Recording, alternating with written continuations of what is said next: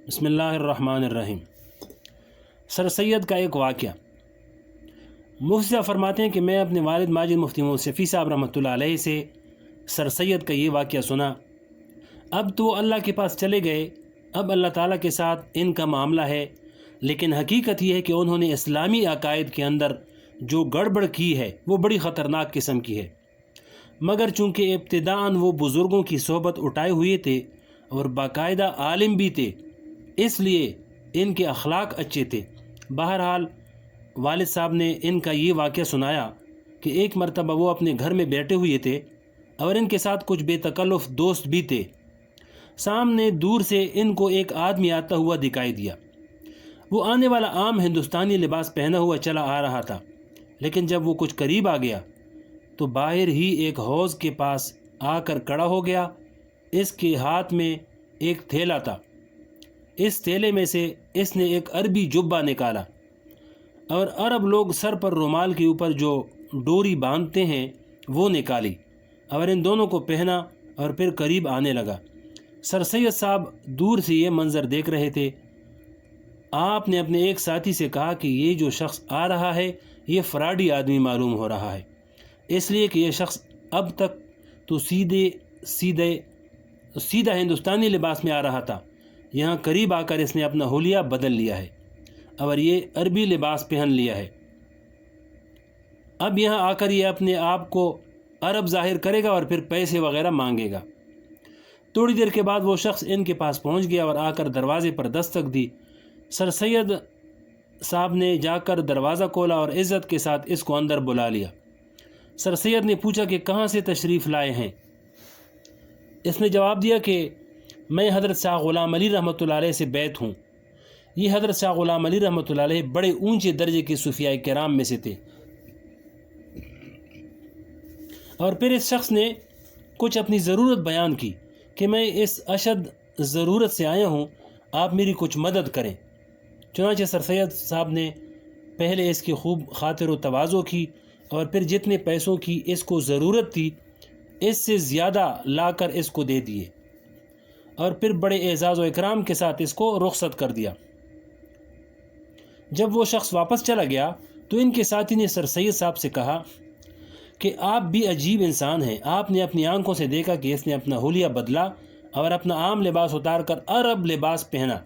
پھر آپ نے خود کہا کہ یہ فراڈی ہے، آ کر دھوکہ دے گا اور پیسے مانگے گا، اس کے باوجود آپ نے اس کی اتنی خاطر و مدارت کی اور اس کو اتنے پیسے بھی دیے، اس کی کیا وجہ ہے؟ سر سید صاحب نے جواب دیا کہ بات دراصل یہ ہے کہ ایک طرف تو وہ مہمان بن کر آیا تھا، اس لیے میں نے اس کی خاطر و تواضع کی۔ جہاں تک پیسے دینے کا تعلق ہے، اس کے دھوکہ کی وجہ سے میں نے اس کو پیسے نہ دیتا، لیکن چونکہ اس نے ایک ایسے بڑے بزرگ کا نام لے لیا جس کے بعد میری جرات نہیں ہوئی کہ میں انکار کروں، کیونکہ حضرت شاہ غلام علی رحمۃ اللہ علیہ ان اولیاء کرام میں سے ہیں کہ اگر اس شخص کو ان سے دور دراز کی بھی نسبت تھی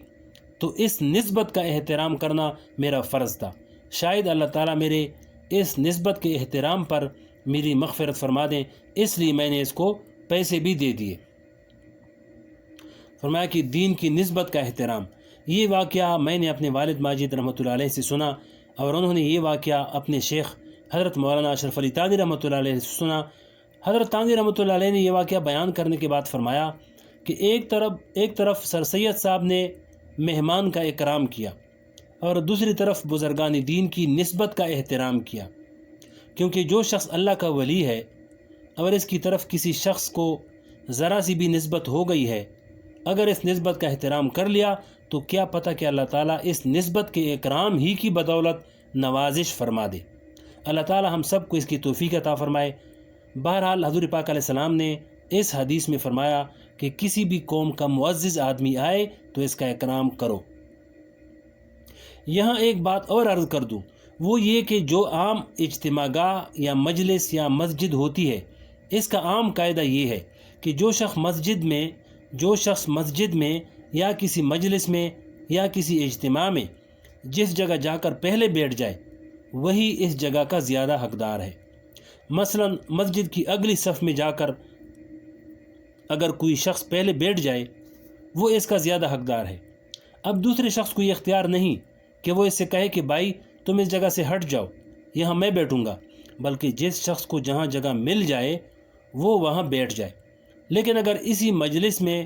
یا عام اجتماع میں یا مسجد میں کوئی ایسا شخص آ جائے جو اپنی قوم کا معزز فرد ہو تو اس کو آگے بٹھانا اور دوسروں سے آگے جگہ دے دینا بھی اس حدیث کے مفہوم میں داخل ہے۔ ہمارے بزرگوں کا معمول یہ ہے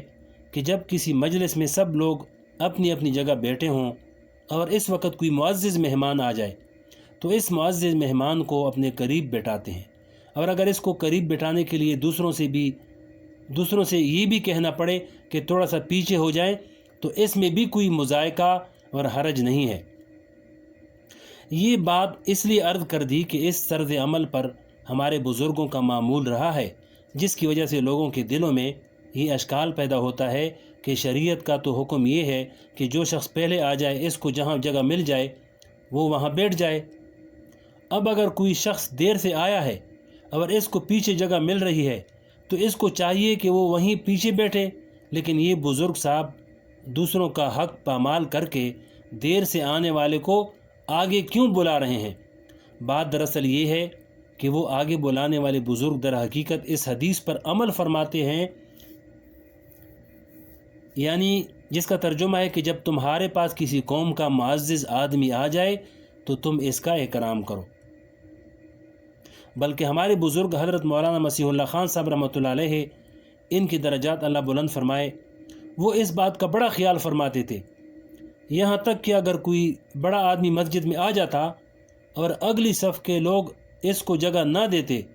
تو حضرت والا اس طرز عمل پر لوگوں کو خاص طور پر متنبہ فرماتے کہ بھائی یہ کیا انداز ہے، تمہیں چاہیے کہ اپنی جگہ سے ہٹ کر ایسے معزز آدمی کو جگہ دیں، اور اس کو یہ نہ سمجھا جائے کہ یہ ناانصافی ہے، بلکہ یہ بھی اس حدیث کے ارشاد پر عمل کا ایک حصہ ہے۔ آگے فرمایا کہ معزز کا اکرام باعث اجر ہے۔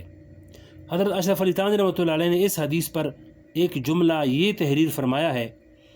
وہ بھی یاد رکھنے کا ہے، وہ یہ کہ کوئی شخص کافر ہو یا فاسق ہو، اگر اس کے آنے پر اس کا اکرام اس حدیث پر عمل کرنے کی نیت سے ہو تو انشاءاللہ باعث اجر ہے، کیونکہ حضور پاک علیہ السلام کی حکم کی تعمیل ہے۔ لیکن اگر اس کا اکرام اس نیت سے کرے کہ میں اگر اس کا اکرام کروں گا تو یہ فلاں موقع پر میرے کام آئے گا، یا فلاں موقع پر اس سے سفارش کراؤں گا، یا اس سے فلاں دنیاوی مقصد حاصل کروں گا، گویا کہ ایک فاسق یا کافر کے اکرام کا مقصد دنیاوی لالچ ہے اور اس سے پیسے بٹورنا مقصود ہے یا اپنے لیے کوئی منصب حاصل کرنا ہے، تو اس صورت میں یہ اکرام درست نہیں۔ لہذا اکرام کرتے وقت نیت درست ہونی چاہیے، یعنی یہ نیت ہونی چاہیے کہ چونکہ ہمارے نبی کریم صلی اللہ علیہ وسلم نے اس کا حکم دیا ہے، اس لیے اس حکم کی تعمیل میں یہ اکرام کر رہا ہوں۔ اللہ تعالیٰ اپنی رحمت سے ہم سب کو اس پر عمل کرنے کی توفیق نصیب فرمائے، آمین۔